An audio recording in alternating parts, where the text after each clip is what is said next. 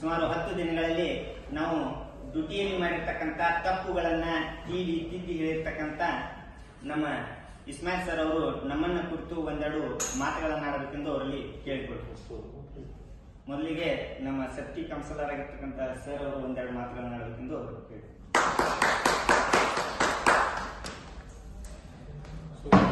ಎಲ್ಲರೂ ಇವತ್ತು refresher course ಮುಗಿಸ್ತಾ ಇದ್ದೀರಾ. ಸೊ ಆಲ್ರೆಡಿ ನೀವೆಲ್ಲ ಫೀಲ್ಡ್ನಾಗ ವರ್ಕ್ ಮಾಡ್ತಾ ಇದ್ದೀರಾ ಪಾರ್ಟಿಸಿಪೇಟ್.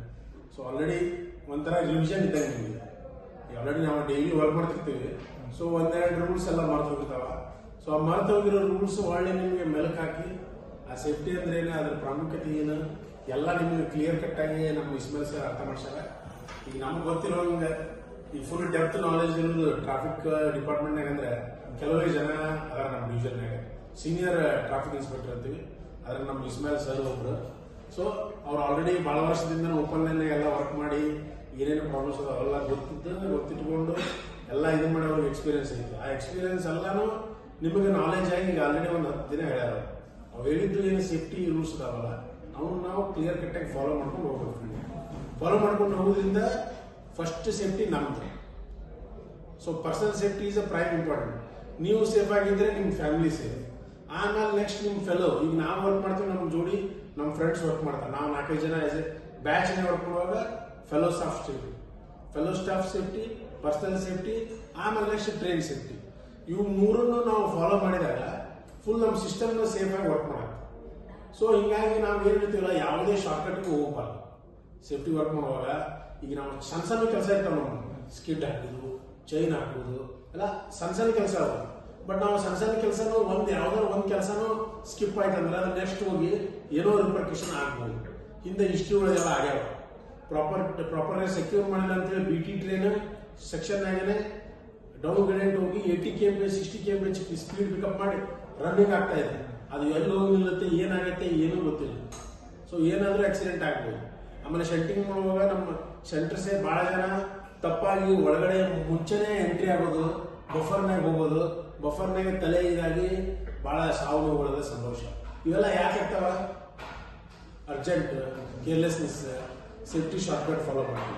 ಅದನ್ನೆಲ್ಲ ಬಿಟ್ಟು ನಮ್ಮ ಟ್ರೈನಿಂಗ್ ಇನ್ಸ್ಟಿಟ್ಯೂಟ್ನಾಗ ಇಸ್ಮಾಯಿಲ್ ಸರ್ ಹೇಳಿದ್ದು ಎಲ್ಲ ಸೇಫ್ಟಿ ರೂಲ್ಸ್ ನೀವು ಕರೆಕ್ಟಾಗಿ ಫಾಲೋ ಮಾಡಿ, ನಿಮ್ಮ ಸೇಫಾಗಿ ಫಾಲೋ ಮಾಡಿಕೊಂಡು ಸೇಫಾಗಿ ಡ್ಯೂಟಿ ಕರೆಕ್ಟ್ ಮಾಡಿದರೆ ಆರಾಮಾಗಿ ಎಲ್ಲರೂ ಇರ್ಬೋದು.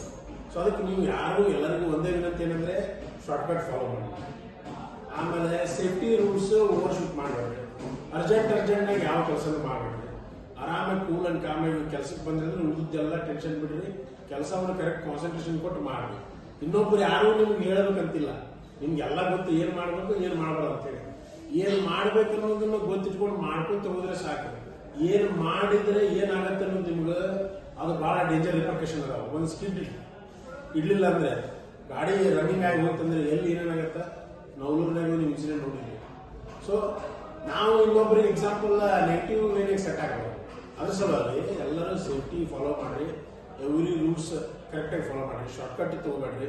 Main personal safety shoe, return jacket, helmet ಹೇಳ್ಬೇಕಲ್ಲ helmet, tricolour torch, hand signal flag ಇವನ್ನೆಲ್ಲ ನೋಡ್ರಿ.